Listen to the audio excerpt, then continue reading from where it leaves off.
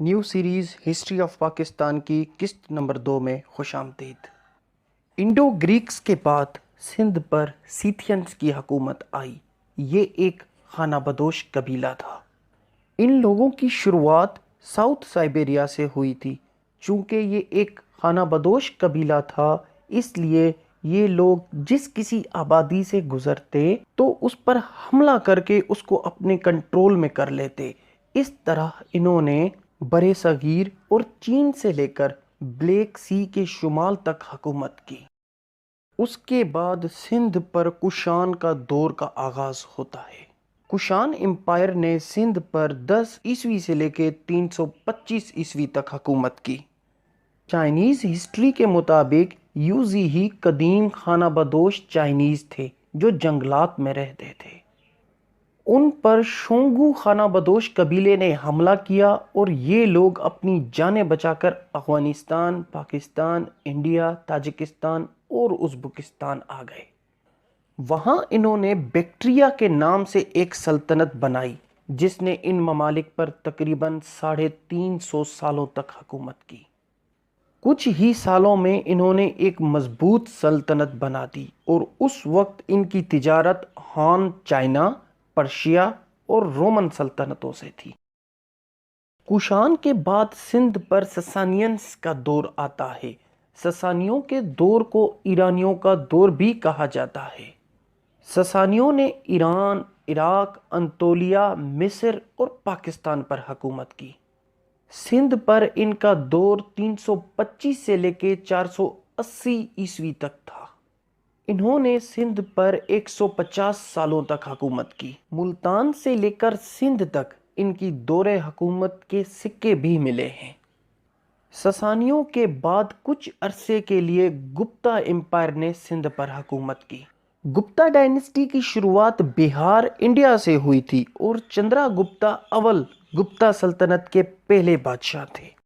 ویسے گپتا سلطنت کا دور 4 صدی سے لے کر 6 صدی تک تھا، مگر سندھ پر کچھ ہی سال انہوں نے حکومت کی۔ ہنس کے قبائل نے گپتا امپائر کے مختلف شہروں پر حملہ کر کے ان کی سلطنت کو محدود کر دیا، جس کی وجہ سے ان کی سلطنت بہت ہی جلد ختم ہو گئی۔ اس کے بعد سندھ پر رائے ڈائنسٹی نے حکومت کی۔ رائے ڈائنسٹی نے 478 سے لے کے 632 عیسوی تک حکومت کی۔ رائے حکمران بدھ مت پرست تھے۔ رائے ڈائنسٹی نے 154 سالوں تک سندھ پر حکومت کی۔ ان کی حکمرانی سندھ، پنجاب، بلوچستان، افغانستان، ایران اور راجستھان کے کچھ حصوں تک پھیلی ہوئی تھی۔ ان کے اقتدار میں عروج تب آیا جب ہنس کے حملوں کے نتیجے میں سسانیوں کا اثر و رسوخ ختم ہونے لگا۔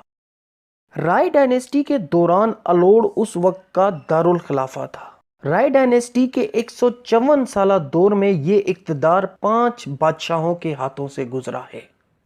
پہلا رائے دیواجی، دوسرا رائے سہارس اول، تیسرا رائے سہاسی اول، چوتھا رائے سہارس دوم اور پانچواں رائے سہاسی دوم۔ رائے سہاسی دوم اس سلطنت کا آخری بادشاہ تھا۔ رائے سہاسی دوم کا ایک وزیر رام تھا جو ہر قسم کے علم و حکمت میں طاق تھا۔ اس کا حکم سارے ملک پر چلتا تھا۔ دفتر وغیرہ کا سارا کام وہ خود سنبھالتا تھا، اور بادشاہ سہاسی دوم کو اس کے قلم اور بلاغت پہ پورا بھروسہ تھا، اور وہ کبھی اس کے مشورے کے خلاف عمل نہ کرتا تھا۔ ایک دن راجہ سہاسی دوم کے وزیر رام کے پاس ایک برہمن لڑکا آیا۔ اس لڑکے نے رام کی بہت عمدہ الفاظ میں تعریف کی، جس پر رام نے اس سے پوچھا کہ اے برہمن، کہاں سے آئے ہو اور تمہارا مقصد کیا ہے؟ جس پر برہمن نے جواب دیا کہ میرا نام چچ ہے اور میں سیلاج کا بیٹا ہوں۔ میرا بھائی چندر اور میرا باپ دونوں اروڑ کے مضافات کے ایک مندر میں عبادت میں مشغول رہتے ہیں۔